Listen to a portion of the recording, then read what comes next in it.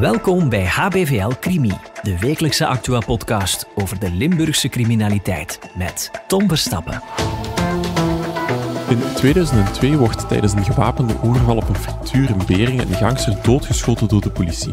De man, van wie niemand schijnt te weten wie hij is, ligt sindsdien in een anoniem graf. Vandaag is journalist Thomas Jansen hier om te vertellen over de gloednieuwe podcast Gangster Ei, die hij samen met podcastmaker Geert op 't Einde maakte over hun zoektocht naar de identiteit van Gangster Ei. Dag Thomas, goed nieuws. De podcast staat sinds vrijdag 7 november volledig online. Hoe zijn de eerste reacties geweest? Heel goed. Er zijn toch al wel wat mensen die de volledige 7 afleveringen geluisterd hebben. Het was ook een verlengd weekend natuurlijk voor veel mensen, dus dat kwam ideaal uit, denk ik. En toch heel positief, moet ik zeggen. Mensen vinden het spannend. Ze vertellen mij dat ze niet kunnen wachten om de volgende aflevering te beluisteren als ze daar nog aan bezig zijn.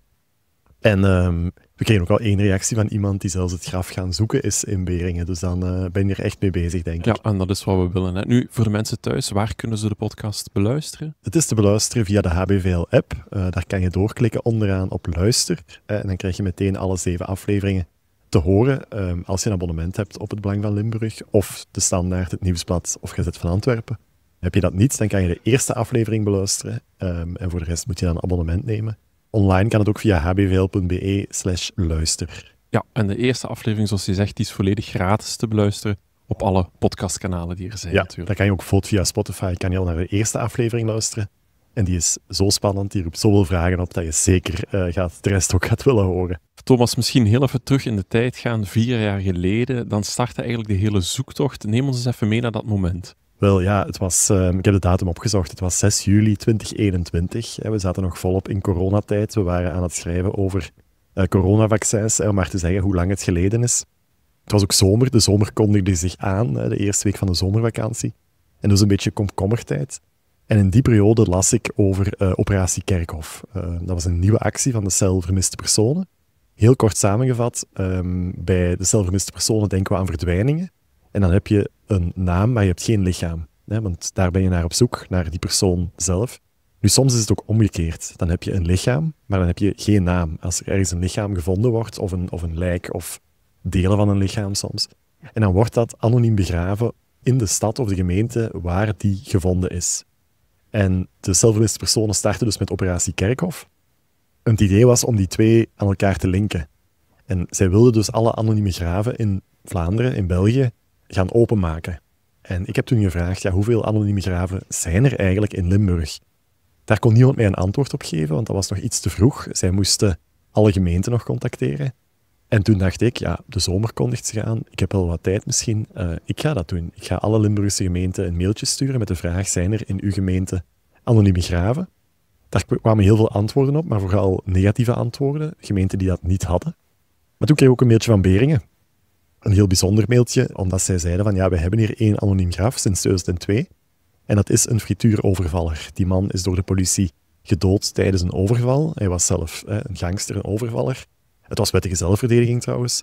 Maar tot op vandaag, toen, even tellen, 19 jaar later, 2021, weten wij nog altijd niet wie dat is. En die man ligt dus nog altijd hier bij ons in Beringen anoniem begraven. Ja, en op dat moment denk je, hier heb ik waarschijnlijk een goed stuk, maar nog geen podcast. Wat is er dan nog gebeurd tot op het moment dat je dan dacht van dit gaat een goede podcast worden? Ja, ik vond dat een heel fascinerend verhaal, eerst en vooral. Je denkt, een overvaller, oké, goed, dat we misschien in België niet meteen weten wie dat is, maar dan moet er toch iemand zijn in het buitenland die bepaald na verloop van tijd melding maakt of zo, maar ook dat was dan blijkbaar niet gebeurd. En toen ben ik daar wat beginnen overzoeken. Ik ben ook gaan praten met de frituuruitbaters. En op een bepaald moment merkte ik dat er bij een rechtszaak, want er is een rechtszaak geweest over die overval, omdat er nog 2 andere overvallers waren. Eentje daarvan is opgepakt en die is veroordeeld. Maar ik kreeg meer en meer signalen dat er daar toch een naam gezegd werd. En alleszins in een van de artikels over die rechtszaak voor het Hof van Beroep in Antwerpen, daar werd over de overleden overvaller gesproken als I, de letter I, de letter Y. En toen hebben we die journaliste gecontacteerd die dat gemaakt had. En daar moeten we misschien eens even naar luisteren. Hè. Ja, dat is goed. Ik stel voor dat we inderdaad even luisteren naar dat fragment. Goedemiddag. Dag Anne, goedemiddag. Het is met Thomas Jansen van Belang van Limburg. Ja. Hey. Ja, Thomas, goedemiddag. Hey, dankjewel dat ik u zo snel mag bellen. Ik heb u misschien wel wat nieuwsgierig gemaakt, waarom ik u plots wil bellen. Ja. Ik ben bezig met een onderzoek naar een frituuroverval in Beringen. En daarbij is er een frituurovervaller, dus een van de 3 overvallers is doodgeschoten door de politie. Ja. En die man die ligt nog altijd anoniem begraven in Beringen op het kerkhof. En u hebt daarover geschreven in 2003. In dat artikeltje, daar wordt voor de eerste en enige keer een naam gegeven aan die man. En dat is Y. Dus 1 letter. Niet echt een naam, maar 1 letter. De letter Y.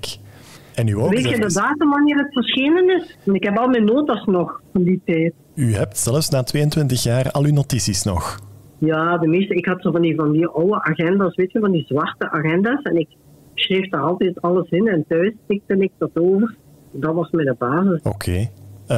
U bent op dit moment mijn enige hoop op een naam eigenlijk. Dus ik heb mijn hoop al op u gevestigd en op uw notities dan. Ja, dat is goed. Ja. Ah, wel. Ja, maar ik doe het best. Prima. Anne, dank u wel. Heel fijne kennismaking was dat. En ik hoor graag van u via mail. Er komt meteen een mailtje van mij aan richting u.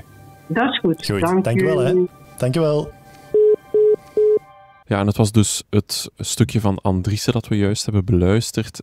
Dat is heel belangrijk geweest voor de podcast, hè? Ik denk dat een cruciale bijdrage geweest is. Zoals er in de podcast een aantal zijn, maar ook niet zo heel veel. Maar dit is wel een moment geweest. Ik denk als zij mij gezegd had van ja, ik heb geen idee waarom ik daar geschreven heb. Ik heb die notities niet meer. Ja, dan sluit ik niet uit dat ik ermee gestopt zou zijn. Want dan zou het even goed kunnen dat die journalisten... Ik zou dan X genomen hebben als ik niet weet over wie het gaat. En ik moet daar een naam aan geven. Maar zij koos misschien voor Y. En dan was het daarmee... Ja, was de kous af, zou ik zeggen. Dus... Nee, dat was echt een heel belangrijke bijdrage. Ja, want dat toonde aan dat er een mogelijkheid was om de naam effectief te achterhalen. Hè? Thomas, je spreekt ook vrij vroeg met de slachtoffers van de frituuroverval. Dat is een beklijvend gesprek. We hebben dat in de podcast natuurlijk kunnen horen. Al snel rijst de vraag, waarom zou je in godsnaam op zoek gaan naar de identiteit van een doodgeschoten gangster? Hoe ben je met die vraag eigenlijk omgegaan? Ja, dat is een vraag die ik heel vaak gekregen heb. Hè. Dus ik begon aan dat onderzoek. En het begon bij mezelf ook te knagen van ja... Voor wie doe ik dit eigenlijk? Er was op dat moment ook niemand die zei van, ja, wij willen weten wie dit is. Wij vragen ons dit al zo lang af. Ik heb dat ook bijvoorbeeld voorgelegd aan Guido en Albertine, de frituuruitbaters. Ik hoopte dat zij misschien zouden zeggen van, ja, dat zou nu wel fijn zijn voor ons als je dat wil oplossen. Maar ook zij zeiden van, ja, het maakt ons eigenlijk niet heel veel uit. Het is zo lang geleden, het was een gangster. Laat die maar liggen. Dus... Dat is ook een moment geweest waarop het even stilgelegen heeft, omdat ik mij afvroeg van ja, voor wie doe ik dit eigenlijk? En toen sprak ik met Alain Remu en die had daar eigenlijk wel een heel verhelderend antwoord op. Ja, ik stel voor dat we daar ook eens even naar gaan luisteren. Hè? Wie dat die mens ook is, wat dat die mens ook gedaan heeft in zijn leven of wat dan ook, voor mij maakt dat geen bal uit. Als wij aan een familie een antwoord kunnen geven en kunnen zeggen van kijk, voilà, dit is wat uit ons onderzoek is uitgekomen, dan is ons doel bereikt. Voor mij maakt dat allemaal niet uit. Het gaat dan bij ons over mensen. Thomas, het is een ongelooflijke reis geweest, van Kerkhof Beringen-Mijn tot zelfs in Roemenië. We zullen er niet te veel over vertellen, zodat de mensen zelf nog gaan luisteren natuurlijk. Als je tussen al die straffe momenten moet gaan kiezen, wat is voor jou het moment van de podcast? Goh, dan kies ik toch voor een moment, ook weer eentje waar ik echt vast zat. Ik wist totaal niet meer waar ik naar moest gaan zoeken. En er was eigenlijk nog maar 1 mogelijkheid. 1 iemand die mij kon verder helpen. En dat was die veroordeelde gangster, die veroordeelde compaan, die dus opgepakt is 1 dag na de overval. Alleen zaten we daar wel met een groot probleem, want dat was ten eerste al een Roemeen. Ik wist op dat moment ook niet, zit die man nog in de gevangenis? Hij had een gevangenisstraf gekregen van 10 jaar voor de overval, dus die zal er ondertussen wel op zitten. Ik wist ook totaal niet van, heeft hij nog andere criminele feiten gepleegd? Heeft hij nog gevangenisstraffen gekregen? Zit hij nog in de gevangenis? Zit hij in België? Woont hij in Roemenië terug? Daar hadden we totaal geen idee van. Maar het was de enige optie nog om met hem in contact proberen te treden. En uiteindelijk hebben we via, ook met wat hulp van een Roemeense krant, contactgegevens gevonden van een advocaat van hem. In een totaal ander verhaal, vrij recent ook nog. En die had ik geprobeerd te bellen, die had ik proberen te whatsappen, allemaal tevergeefs. En eigenlijk een paar weken later had ik het opgegeven. Ik dacht, oké, dat gaat nooit lukken om met die man in contact te komen. Laat staan dat hij mij zou willen verder helpen. En toen, letterlijk op een blauwe maandagochtend, het komt ook aan bod in de podcast, ik stond net onder de douche, mij klaar te maken voor de eerste werkdag van de week. Ja, en toen gebeurde er toch wel iets bijzonders. Ja, maar ik stel voor dat we ook naar dit fragment eens even gaan luisteren. Ja. Op een duffe maandagochtend, ik sta net onder de douche, hoor ik mijn gsm afgaan. Als dat mijn chef is, gaat hij toch nog even geduld moeten hebben. Maar eenmaal uit de douche, zie ik dat het niet mijn chef was die mij gebeld heeft, maar een of ander +40 nummer. Een Roemeens nummer. Welkom, u hebt 1 nieuw bericht. Ik heb met een advocaat gebeld. Wat is dat probleem? Wat moet je zeggen voor mij? De vragen zijn aan de vragen. Bye. Thomas, dat is natuurlijk een zeer opvallend moment, maar ik kan me voorstellen dat er nog momenten zijn geweest waarop je dacht van, ja, ik zit hier muurvast, we kunnen het eigenlijk maar beter opgeven. Ja, zeker. Er zijn zo'n aantal momenten geweest en het mooie achteraf is dat we die momenten ook gewoon laten horen in de podcast. Ik denk dat mensen die de podcast beluisteren, dat die ook gaan uitgedaagd worden om mee na te denken en dat die ook op bepaalde momenten zich gaan afvragen van, ja, hoe trek je deze situatie nog recht? Hoe kunnen ze nog verder? Ik hoop dat er mensen zijn die denken van, oei, we zitten in aflevering 3 en ik zou niet weten wat er de komende 4 afleveringen nog kan gebeuren, want ze zitten toch vast en ze kunnen toch niet verder. Dat is ook het mooie van deze podcast, vind ik.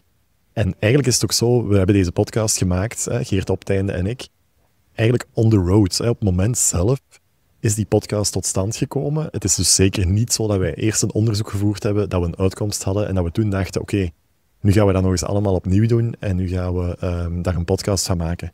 Het beste bewijs daarvoor is dat Geert en ik bijna 3 weken geleden nu nog in Roemenië geweest zijn voor de allerlaatste aflevering en voor de grote ontknoping in ons verhaal. Ja, en natuurlijk zo'n podcast, zoals je zelf aangeeft, het is echt een zoektocht die we samen met de luisteraars maken. Het is een verhaal van vallen en opstaan en ook zeker springen. Het moment dat je echt dacht van, hier stopt het, hier moeten we de podcast begraven naast onze dode gangster, wat was dat eigenlijk? Ja, ik zeg het, zo zijn er verschillende momenten geweest. Als Andrisse haar notities niet had bijgehouden, dan had het daar al gestopt. Maar ook zelfs op het allerlaatste moment nog, toen we in Roemenië waren, zijn er momenten geweest, niet dat we toen de podcast zouden begraven, maar wel dat we het niet tot een einde zouden kunnen brengen. Geert en ik zijn daar ook allebei op misschien een verschillende manier mee omgegaan.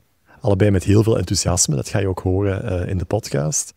Maar wij voelen elkaar er ook heel goed aan, denk ik, om op het moment dat de ene misschien de moed wat verliest of zo, dat de andere dan toch nog met een idee kwam om dit of dat nog te proberen. Dus, want dat is ook het leuke in de podcast, zitten die momenten ook effectief ja, verwerkt. Mensen gaan dat horen. Je hoort de teleurstelling bij de anderen en de vreugde ook. Het is eigenlijk een mix van emoties die je samen meemaakt met de luisteraar. Ja, weet je, Geert is ook iets later in het verhaal gekomen dan ik, op het moment dat we dachten van oké, hier zit misschien wel een podcast in. Het was nog altijd heel voorwaardelijk, omdat we toen op dat moment ook nog niet wisten waar we gingen uitkomen.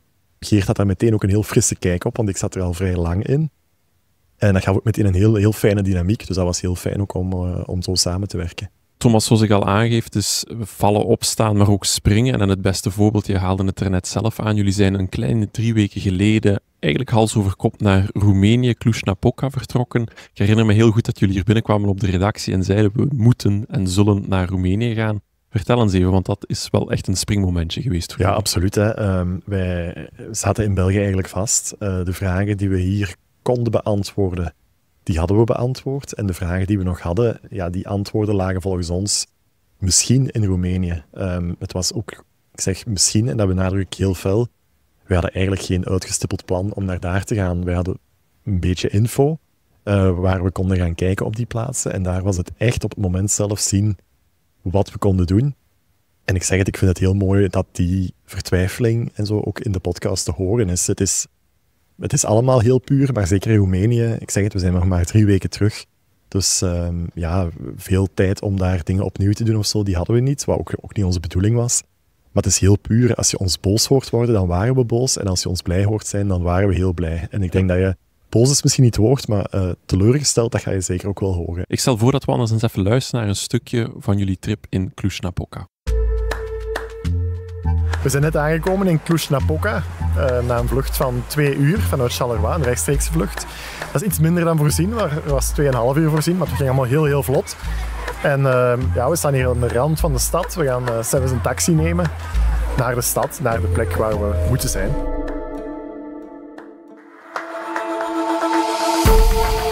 Tot slot, Thomas, hoe kijk je nu terug op de podcast? Want het is een rit van toch wel 4 jaar voor jou geweest. Wat is het overheersende gevoel? Ja, ik ben daar wel trots op in de eerste plaats. Het was ook enorm fijn om te doen. Samen met Geert in de eerste plaats. Dat was echt enorm fijn om mee samen te werken. En ik ben er ook wel trots op in die zin dat wij erin geslaagd zijn om een podcast te maken waarin dat we in het begin heel veel vragen oproepen. Op een moment dat we niet weten of we die gaan kunnen beantwoorden. Dus dat had evengoed op een teleurstelling kunnen uitdraaien. Maar ik denk wel, zonder te veel te willen verklappen, dat we die antwoorden op al die vragen ook wel geven. En natuurlijk is de hoofdvraag, wie is Gangster I?